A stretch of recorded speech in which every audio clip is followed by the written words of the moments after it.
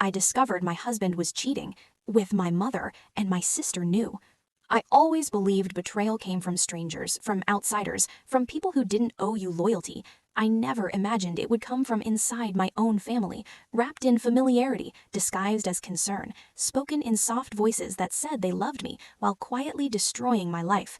My name is Alana Brooks. I was 32 when everything started to feel wrong. Not loud wrong, not dramatic wrong, just the kind of wrong that settles into your chest and stays there, like a warning you keep ignoring because acknowledging it would mean accepting that the people you trust most might be capable of hurting you. I lived in Gilbert, Arizona, a quiet suburb outside Phoenix, the kind of place people move to when they want stability, clean streets, predictable days, and a future that feels safe. I had married Daniel Brooks 6 years earlier. He worked in logistics for a regional shipping company near Sky Harbor. Long hours, constant calls, always exhausted, always claiming pressure. I believed him because I wanted to believe him. My sister Claire lived nearby, about 15 minutes away in Chandler. She stopped by often, sometimes unannounced, sometimes with coffee, sometimes just to sit on the couch and scroll on her phone. She said she worried about me, said marriage could be isolating, said she didn't want me disappearing into my own life the way people do. I took that as love. Our mother, Evelyn, lived in Scottsdale, recently divorced, newly reinvented, always talking about second chances and rediscovering herself. She had been around more too, offering advice I didn't ask for, commenting on my marriage in subtle ways, asking questions that felt slightly off, like she was studying something instead of listening. Looking back, I see it now, the way all three of them orbited my life differently than before, the way conversations stopped when I entered rooms, the way Daniel suddenly knew things I hadn't told him, the way my mother defended him when I complained about small things, saying marriage was about patience, about understanding men, about not pushing too hard. The emotional abuse didn't start with yelling, it started with doubt. Daniel began questioning my memory, telling me I forgot conversations, telling me I misunderstood his tone, telling me I was too sensitive, too suspicious, too emotional. Every concern I raised somehow became proof that I was the problem, and every time I looked to my sister for validation, she would hesitate just a second too long before agreeing with him. That pause mattered. I didn't know why yet, but it did. The first real crack appeared one night in early March, when Daniel came home after midnight, smelling like unfamiliar cologne layered over his usual scent. I asked where he'd been, calmly, carefully, already bracing for his reaction. He told me I was interrogating him, told me I needed to trust him, told me my anxiety was exhausting. My sister was sitting at the kitchen table when this happened, stirring cold tea, watching quietly. I looked at her, waiting. She shrugged and said maybe I was reading too much into it. That was the first time I felt alone in my own house. Weeks passed and the tension grew. Daniel guarded his phone like it held state secrets. My mother started calling him directly instead of me, saying she was just checking in, just being supportive. Claire reassured me constantly that nothing was wrong, while never actually defending me when it mattered. The night everything truly began unraveling was a Sunday dinner at my mother's house in Scottsdale. Warm desert air, open windows, candles on the table, the kind of evening that should have felt comforting. Daniel sat next to my mother instead of me, their shoulders brushed, they laughed easily. Inside jokes I didn't recognize slipped into the conversation. I noticed Claire watching them, not surprised, not confused, just quiet. On the drive home, I asked Daniel why he seemed so close to my mom lately. He sighed dramatically, said I was imagining things again, said it was embarrassing that I was jealous of my own mother. The words stung in a way I couldn't explain, because part of me already knew this wasn't jealousy. It was instinct. That night, lying awake next to him, I realized something terrifying. The people closest to me weren't just dismissing my fear, they were coordinating their silence, and whatever was happening had already gone too far for anyone to stop it now. And the worst part was this. My sister knew. She had known for longer than I could imagine, and she was watching it happen in real time, letting me question my sanity while protecting the truth. After that dinner in Scottsdale, something shifted inside me. Not loudly, not all at once, but enough that I stopped sleeping properly. I started replaying conversations in my head, scanning them for meaning, for gaps, for moments that didn't sit right. Daniel noticed. He always noticed when I pulled inward. That was when the accusations began. He told me I was distant. He told me I was cold lately. He told me I was creating problems that didn't exist. Every sentence carried the same message. If something felt wrong, My mother, Evelyn, started calling me more often after that night, not to ask how I was, but to offer guidance. She said marriage was fragile. She said men needed admiration more than criticism. She said if I kept questioning Daniel, I would push him away. Her voice was calm, almost rehearsed, like she had practiced these lines in advance. When I mentioned the cologne, she laughed softly and said men try new things sometimes, especially when they're stressed. When I mentioned how distant he felt, she told me I was expecting too much. When I mentioned my fear, she told me fear had a way of inventing stories. Claire echoed her, always gently, always carefully. She never outright contradicted me, she just softened everything until my concerns lost their shape. By April, Daniel had changed his routine completely. He started going into the office earlier and coming home later. He said a new distribution contract was causing chaos. He said deadlines were brutal. He said I wouldn't understand because I didn't work in his world. The way he said that, calmly dismissive, made me feel small in my own marriage. One afternoon, while folding laundry in the bedroom, I heard his phone buzz on the nightstand. He was in the shower. I didn't plan to look. I told myself I wouldn't, but when the screen lit up, I saw my mother's name. Evelyn. No heart emojis, no obvious flirtation, just a message that said, "Did you make it back safe?" I stood there longer than I want to admit, staring at that sentence like it might rearrange itself into something harmless. When Daniel came out of the bathroom, towel around his waist, steam following him, he saw my face and froze. He didn't ask what was wrong, he went straight to anger. He accused me of snooping. He accused me of violating his trust. He said it was sick that I was suspicious of my own mother. He raised his voice just enough to make the message clear without crossing a line. I apologized. That still makes me sick to remember. Later that week, Claire came over with takeout from a place on Gilbert Road we used to love growing up. She watched me pick at my food and finally asked what was wrong.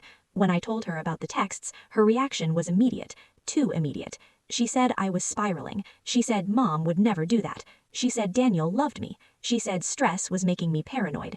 And then she said something that stuck to my ribs and stayed there. She said, "Even if something weird was happening, do you really want to blow up your whole life over a feeling?" That was when I realized she wasn't trying to help me find the truth. She was trying to stop me from looking. The emotional abuse escalated after that. Daniel started rewriting history openly. He denied arguments that had happened days earlier. He claimed I agreed to things I didn't remember agreeing to. When I cried, he called it manipulation. When I went quiet, he called it punishment. When I asked for reassurance, he called it control. My mother backed him every time. She invited him over without me. She asked his opinion on things she used to ask mine. She talked about how proud she was of him, how steady he was, how patient he was with me. She said it right in front of me, smiling. The first undeniable sign came in May, during a family barbecue at her house. The sun was setting, the pool lights were on, and everyone was relaxed enough to forget themselves.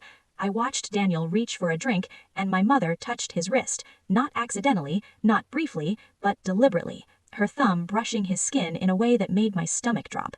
I looked at Claire. She saw it too. She looked away. That night, I cried in the bathroom with the shower running so Daniel wouldn't hear me. I stared at myself in the mirror and wondered when I had become someone who needed permission to trust her own eyes. What I didn't know yet was that this was still the calm part, the stage where they believed I would doubt myself long enough for them to control the outcome. I was wrong, and by the time I found proof, it wouldn't be something I could unsee, or forgive, or ever explain away. By June, I stopped asking questions out loud. Not because the questions were gone, but because I had learned what happened when I voiced them. Silence became my shield. Observation became my survival. Daniel mistook my quiet for surrender. He softened, just enough to keep me confused. He brought home flowers once. He touched my shoulder in passing. He told my mother on speakerphone that I was doing better lately. She sounded relieved. I wasn't doing better. I was watching. I started noticing patterns. Daniel left the house every Tuesday and Thursday at exactly 6:30, always dressed better than necessary, always showered, always smelling faintly of that same cologne. He said those nights were networking dinners. He said logistics required relationships. He never invited me. My mother stopped calling on those evenings. Claire stopped answering my texts. The first night I followed him, my hands shook so badly I almost turned the car around. I told myself I was being ridiculous. I told myself this was beneath me. I followed him anyway. He didn't drive toward Sky Harbor or downtown Phoenix. He drove north, past familiar streets, into Scottsdale. He pulled into the parking garage of a low-rise building near Camelback Road, one I recognized immediately. My mother's building. I parked across the street and waited, heart pounding, trying to breathe without crying.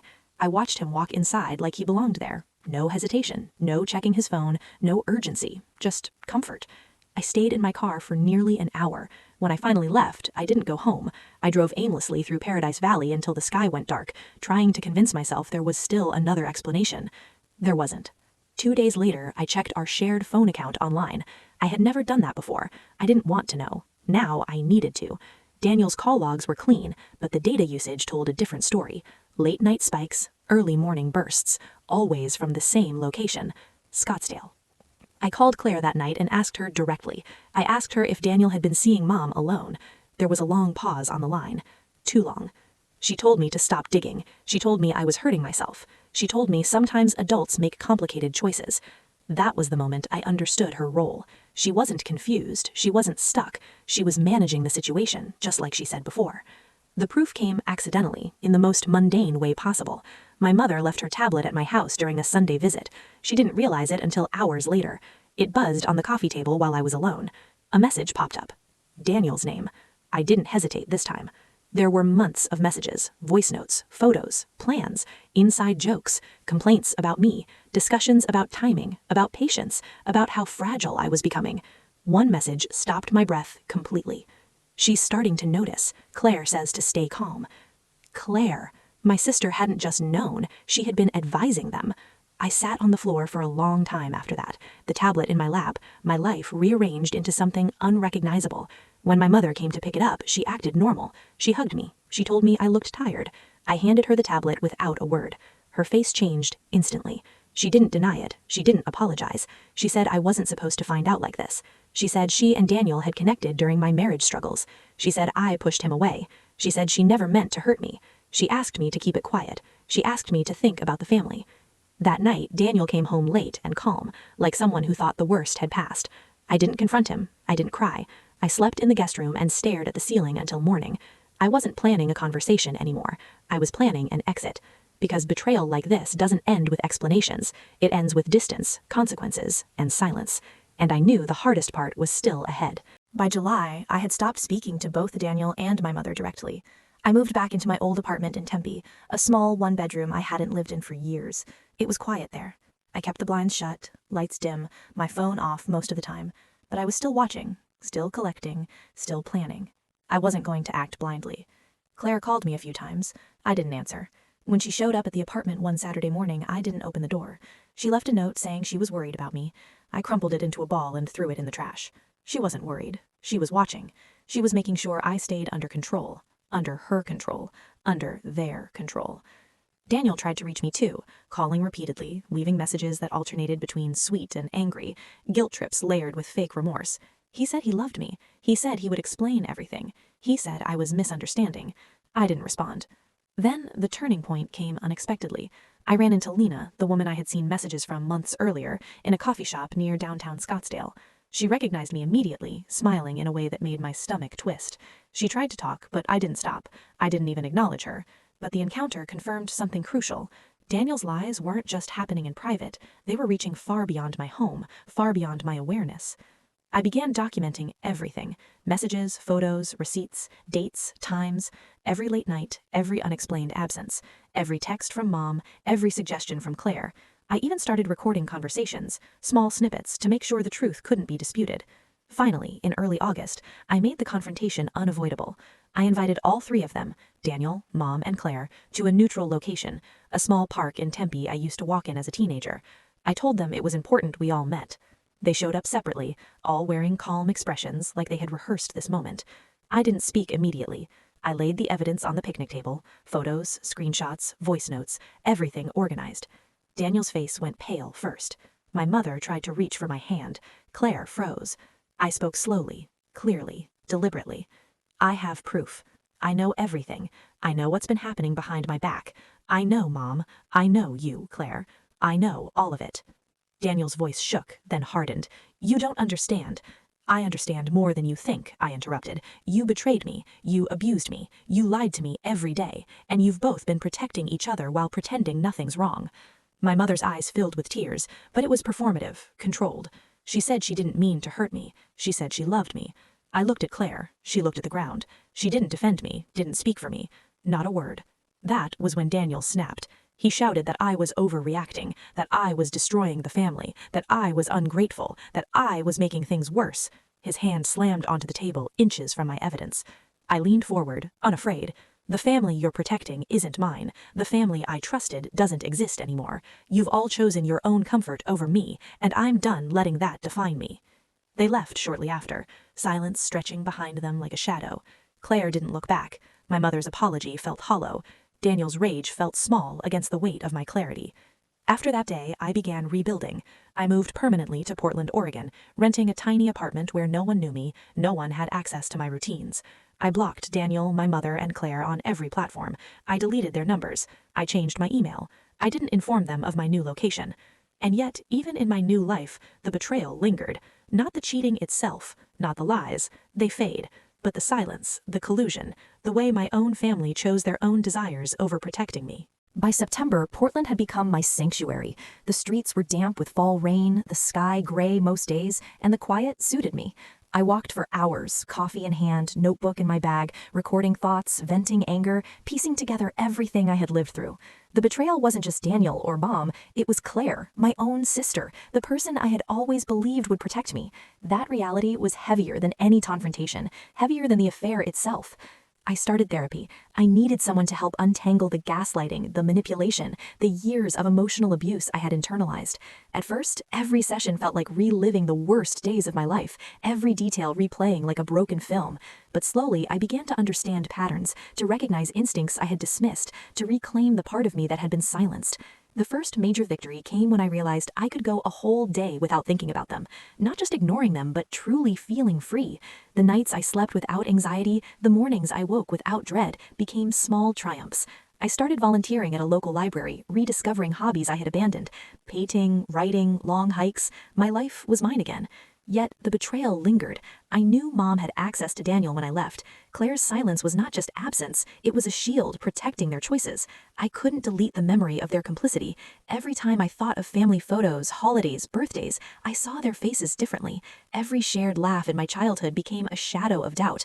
Could I ever look at family without suspicion again? Then came the public twist. In November, a package arrived at my apartment. No return address. Inside was a USB drive. Curious and cautious, I plugged it in. It contained photos, messages, and videos. My mother and Daniel, in Scottsdale, in moments too intimate to describe, captured over months. Claire had been present in some photos, advising, laughing at times, her complicity undeniable. I sat there, the weight of confirmation heavier than I expected. Tears streamed down, not just from anger, but from sorrow for the family I thought I had, the bond I had lost. They hadn't just betrayed me, they had created a parallel life, a secret world, and I was excluded. I debated showing the evidence publicly, warning friends, confronting them online, but I realized something. Revenge would not undo the betrayal, it would only tether me to it. Instead, I chose to live beyond it. I deleted the files from the USB, documented them in writing, and used them as reminders of why silence is betrayal. I reconnected with a small circle of friends who had always been loyal, people who hadn't known the full story but were ready to listen, to support, to anchor me when I felt untethered. Slowly, I rebuilt trust, small, careful steps, a coffee date here, a weekend trip there, conversations without fear of betrayal. By December, I was presenting a lecture at a local women's empowerment event about emotional abuse and family betrayal. I shared parts of my story anonymously, careful to protect identities, but the audience felt it. I could see recognition in their eyes, the way they nodded, the way they whispered afterward. For the first time, my experience, painful, isolating, shattering, was transformed into something useful, something meaningful.